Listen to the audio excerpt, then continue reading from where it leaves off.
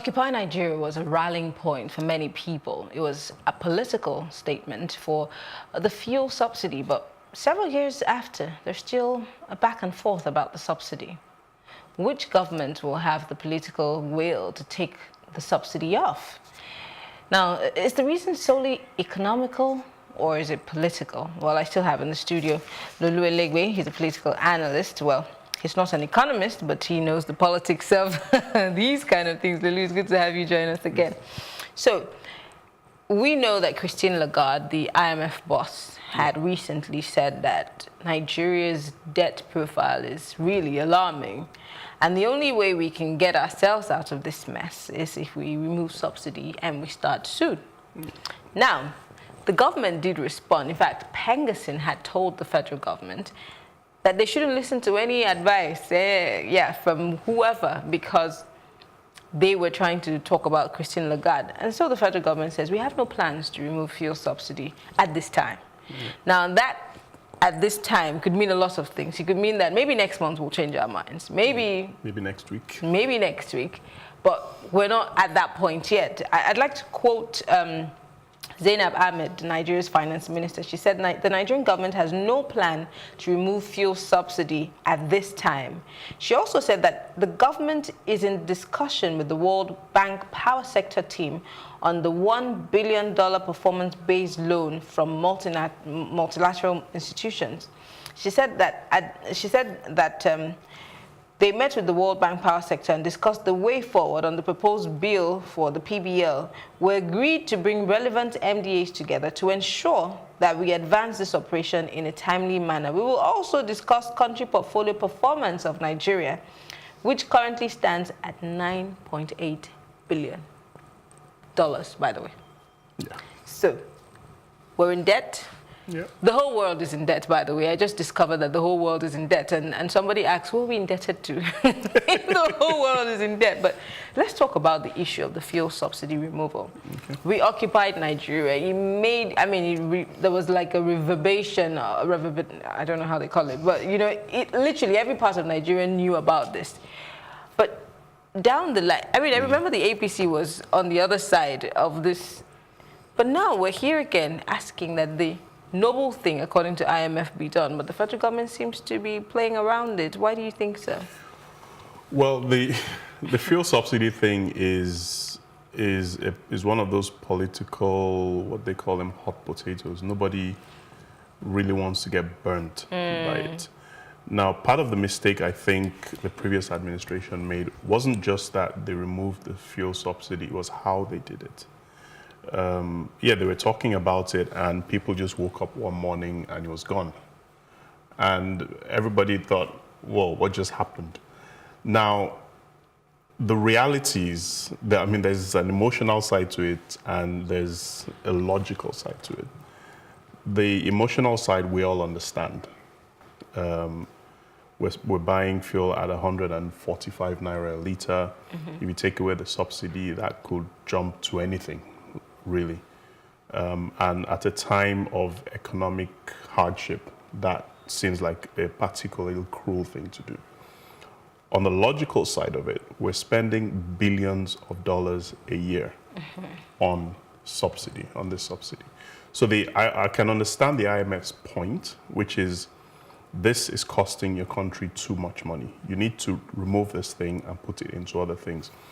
But I can also understand the finance minister's point, which is we cannot remove the subsidy without discussing the alternatives to, I think she mentioned a cushion for the people that enjoy the subsidy. So it's sort of a double-edged sword. Yes, we do need to remove it at some point because it's not sustainable. That's the reality. It's not. But when you remove it, what happens? Everything has a sort of domino effect. You take off that, transport fares go up. Yeah. Cost of moving goods across the country goes up. Everything literally goes up. Everything goes up. Yeah. And at a time of economic, like I said, economic hardship, that's not something any any smart politician wants. I'd remind you of something. When Ngozi Okonjo-Iweala, former minister, was finance minister and the coordinating minister of the economy, I think that was under Jonathan, she did tell us something about tightening our belts, you know. What about doing that in the interim to enjoy later? I also see something that always comes up, which I find disturbing. Every time we talk about how indebted we are or why we should shift, you know, base from crude, we dangle the carrot of agriculture. Oh, this is what she's saying now. She's saying, oh, there are plans by the Debt Management Office to issue 15 billion naira green bond to fund agriculture, power sector, health and water amenities to get a better life for the people. We only hear these things, but we never see them being done in reality, especially for agriculture, which is more like the biggest gold mine that we have refused to get involved in. We just pay a lot of lip service to it. No, but I think agriculture has actually grown in the past 4 years or so. I mean, it's been growing over a while, but I think in the last 4 years, it's really jumped. Mostly because we've been forced to. Because when you have an economy that runs almost exclusively on oil revenue, when there's a dip in that revenue, it will impact the economy. There's no magic about it. So we've had to, I mean, yes, we've been talking about diversifying and that sort of stuff for a while. But in the last 4 or 5 years, we've really had to do it because we've not had a choice. So, but I think regardless of why we've done it, the reality is that agriculture is being taken a lot more seriously than 5, 10, 15 years ago. And my hope is that that trend continues. If it does, then hopefully we get to a point where we start to generate significant enough revenue where oil doesn't have the same mythical effects that it seems to have on us. And it's not just agriculture. When I talk about agriculture, I'm talking about food crops and those sort of things. But when we look at minerals, the other minerals, the non-oil minerals, I hear. It's amazing. I did some research into this. Sometime last year, I heard on a radio show someone was talking about gold in Zamfara, and that took me by surprise because I didn't even know there was gold in Nigeria. Oh, yes, we do have gold. So I started this research into the mineral resources that each state had, and I was blown away, literally, by what I was reading that some of these states have. And I can't understand how oil is the thing we focus on. We have so much more. I can't understand it. We have so much more. And I'm just wondering, on this issue of subsidy, a lot of people, if you ask them, and I have tried to talk to a couple of people, in the first coming of the Buhari administration, a lot of people banked on a Buhari because we thought he was a no-nonsense person. He was someone who would damn the consequences and not place in the gallery of the establishment. So looking for a person to actually have the willpower to take out subsidy, we all put our cards in the Buhari basket. But it seems like, Yeah, but there's some things that not even the most powerful leader wants to deal with, because the reality is that there are political consequences for removing the subsidy. We all know, and I think, let me put it this way, Nigerians are not stupid, right? So Nigerians understand, I believe Nigerians understand that this subsidy thing has to end at some point. Of course. However, again, I mentioned that phrase, trust deficit. A lot of people believe, rightly or wrongly, that you take away that subsidy, that, I don't know, I can't remember how many billions, was it 15 billion a year or something, that will be saved from removing the subsidies, and is supposed to go into other infrastructure and other development programs, won't actually go there. A chunk of it will end up in some pockets. Well, that's and I think that's part of the problem. That's part of why they don't want it. That's because Nigerians have trusted leaders in the past to do what they say they would do, Yeah, and so those monies never find their way there. Exactly, and so it's not an unreasonable perception based on our history. So until until that trust deficit gap starts to close, anyone taking out subsidy right now is just risking political heartache, to be honest. That's the reality. Interesting. Let's find out what Nigerians are saying about the attempted fuel subsidy removal. We have a package. Because we have petroleum in Nigeria, and the government is trying its best to make sure that nobody queues for fuel. And you can watch last year, December, that nobody queues. But this one may be a sort of machination of people, of government increasing the price of fuel until when the federal government comes up with this. But for now, it is a rumor. I think our government should do something better than this by helping us to ensure that fuel is available to all the citizenry. We are suffering. In fact, I have gone around many of the petrol stations before coming here, and I discovered that, I'm sorry, this artificial scarcity is not good for us as a nation that has a crude oil. Please, and we are begging our government to please help us solve this problem before it gets out of hand. When I came out in the morning, I just discovered that the filling station had been locked, all closed. So I don't know what must have caused it. Up to now, I'm yet to know. Because the fuel pumping something, they said it's 145. But we are not even getting the supply now. So the average Lagosian there is saying, look, don't make life so difficult for us, but we need a quick solution. Something has to be done. But the question is, when the solution is placed before us, can we take it? In the words of Ngozi Okonjo-Iweala, can we tighten our belts in the interim to see it work? And can we trust, like you said, our leaders to do what they say they will do and follow it through, make sure that we place a demand on them to get it to work? Well, it depends on what the solution is, first of all. According to Christine Lagarde, is taking out the subsidy. Yeah, but everybody knows we need to do that. It's the how that is the issue, and it's the aftermath of removal that is the issue. We can take it out tomorrow. It's what happens afterwards that is the problem, which is why I said I agree with what the finance minister said, that you can't just take it out without putting some sort of cushion or at least a plan in place that, okay, if we remove it, this is what is going to happen. Because then, I mean, forget the political angle to it. There's the reality of what we just saw on screen, which is as simple as people will start to buy fuel it goes from 145 to maybe 200, maybe more. But then again, I remember there was a fuel scarcity, one of those legendary ones a couple of years ago, where people were buying fuel, but they were buying for about 300 naira in some cases, in some places, buying for 250, 350. And because of how scarce it was at that point, if you had told people then that, you know what, you're guaranteed fuel, but you would have to pay 250 naira for it, people would gladly pay it, as long as it's available. But we're now in a situation where wages have stagnated largely in a lot of industries. The economy is sort of doing a zigzag. Cost of living has risen, but then astronomically. the wages have not been able to balance with the cost of living, so it's worse. So when you then add the subsidy removal at this point, again, it corresponds with everything else. So it's not just the transport cost. The transport cost leads to this, leads to that, leads to that. And everything.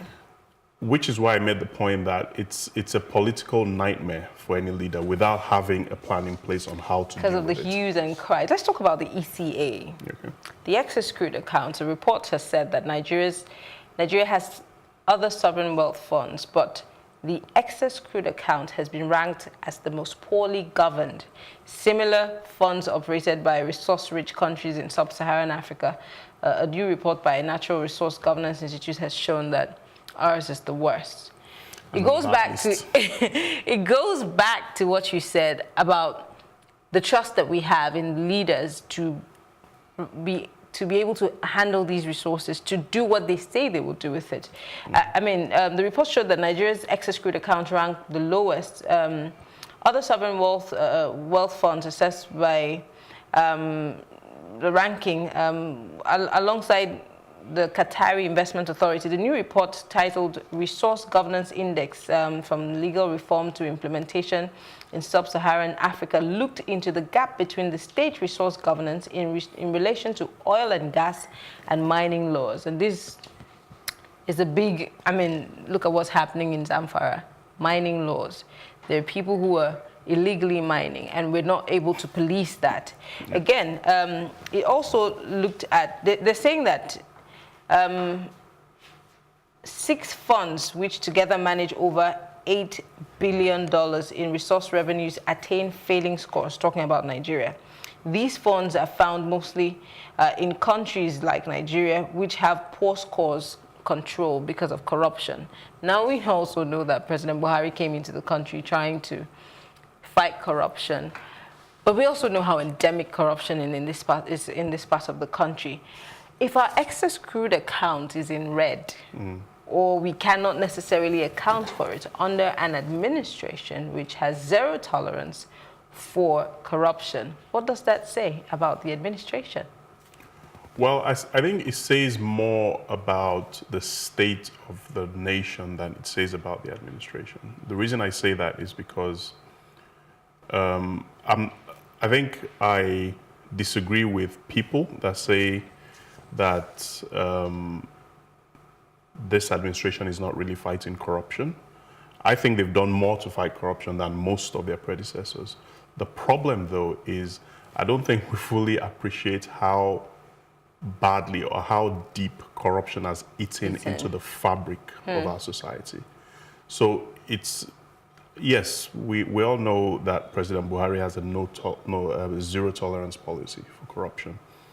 But zero tolerance or not, it doesn't change how deep it's eaten into the system. So where do we go from here? In closing, what do we do? Because we can't, we've laid out all the ills and all of the negatives. How do we achieve some level of positivity? Well, the only thing we can do is keep closing, and which is one of the things I actually agree with this administration on. So you're not going to be able to find, they like to use the word probe, all the money that's been lost. But if you can close all the loopholes where these things happen and close all the avenues where people can siphon funds from, then you can start to see real change. Because at the end of the day, any corruption happens, it's not just having a corrupt mindset, there's also the opportunity question. So if you don't have the opportunity to do it, no matter how corrupt you are not going to be able to do it. So if we're able to close those loopholes, which I think from what I've seen and read, this administration happens to be doing, they are actually doing a good job at that. So if we can keep doing that, I mean, it's slow, it's painfully slow, but right now I don't see much else that we can do about it, to be honest. Thank you very much, Lulu Elegwe, political analyst. Thank you for speaking with us. It's been an interesting session. Well, we will take a short break, and when we come back, I'll be giving you my take.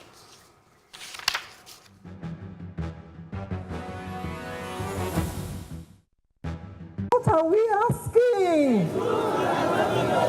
The chant is still the same, the sad memory of the abducted Chibok schoolgirls 5 years on. The sorrow even deeper. When will we stop? 276 Chibok schoolgirls abducted. Now the pain is that 112 of these girls are still missing 5 years after. None of us are safe. These girls are a symbol of our insecure state in Nigeria. Because it could be any one of us. But I can bet your life, if it was the child of President Buhari, or Vice President Osinbajo, or Saraki, or Dogara, or Gbajabiamila, or any of these wonderful people who say they are our leaders, should have been found. He or she would have been found very quickly. Prayers. Our girls are coming home now, in the name of Jesus.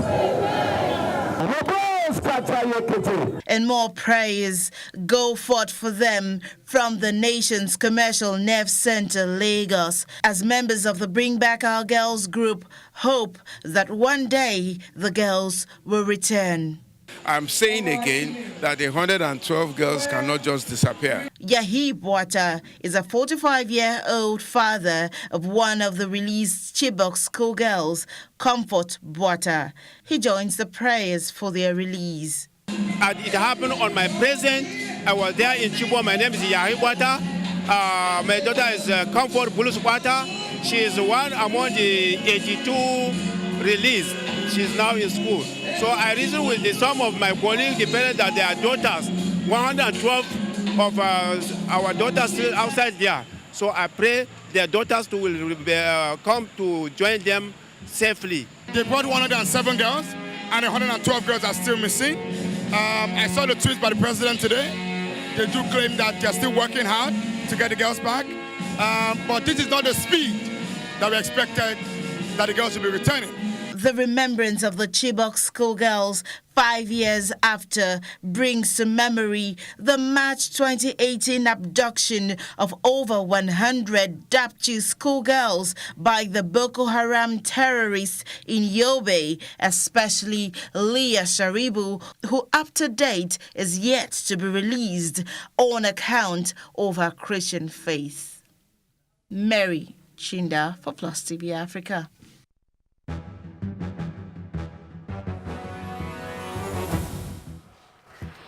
Well, it's time for my take. It's been 5 years since the Chibok schoolgirls were abducted, and yet we have not been able to successfully bring them home.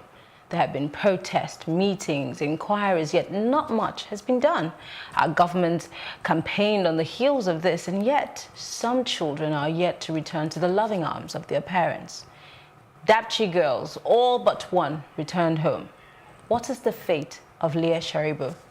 We have prayed and hoped, but yet we seek the action of our government.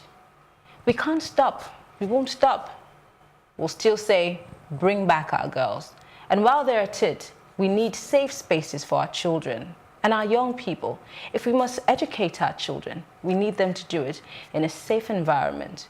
We must place a demand on our government now so we can make Nigeria safe again. I am Mariana Cohn, and it's been Plus Politics. I'll see you again tomorrow, same time. Have a great day.